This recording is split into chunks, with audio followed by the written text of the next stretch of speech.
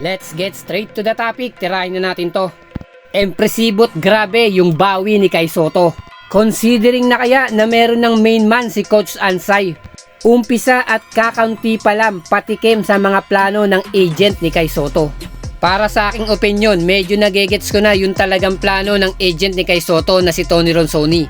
Kaya pala Koshigaya Alpha ang napili nilang kupunan dahil alam nilang magiging main man dito si Kai Sotto.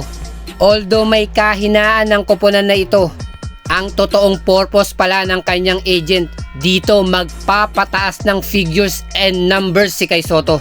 Na tama nga naman po dahil yung mga agent from different league, in particular sa NBA, tumitingin yan sa stats.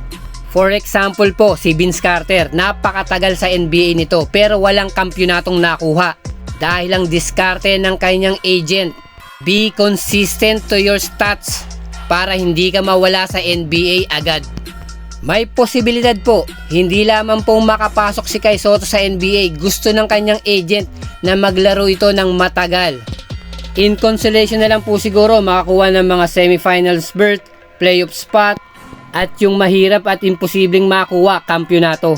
Na magiging kakambal ng planong to ng agent ni Kai Sotto ay yung benefit na makukuha ni Coach Ansay at ng Koshigaya Alpha. Let's face the fact, mababaw ang bench ni Coach Ansay. Na dito talagang magagamit niya ng gusto si Kai Sotto at ganun din yung mga import. It doesn't mean wala na pong choice si Coach Ansay.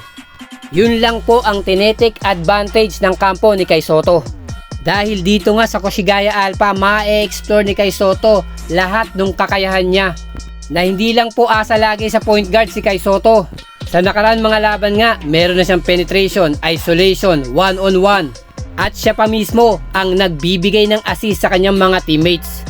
Na nagresulta nga po ng magandang mga numbers niya from these past 2 games. Nakabawi siya sa first and second game niya. Na para lang sa debut game niya at sa second game, mabigat ang katawan ni Kai Sotto, mabagal, at not feeling well pala.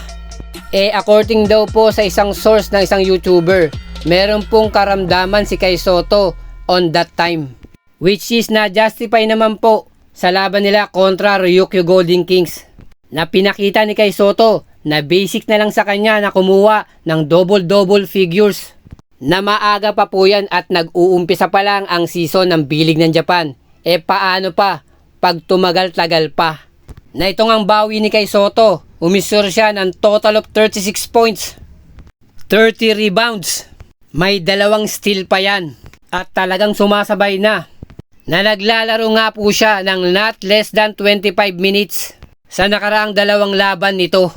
Na sana lang po ma-maintain niya yung kanyang consistency na hindi mo kailangan maging magaling. Kasi po, daig ng consistent na tao yung magaling.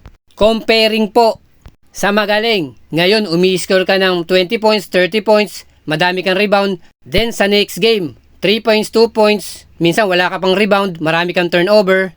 Pero kung ikaw ay consistent sa laro, na umi-score ka every game ng 15 points, meron kang 10 rebounds, may assist ka pa, ay naku po, goods na yan sa mata ng yung coach sa organization at ganun din sa mga agent na sisilip sa'yo.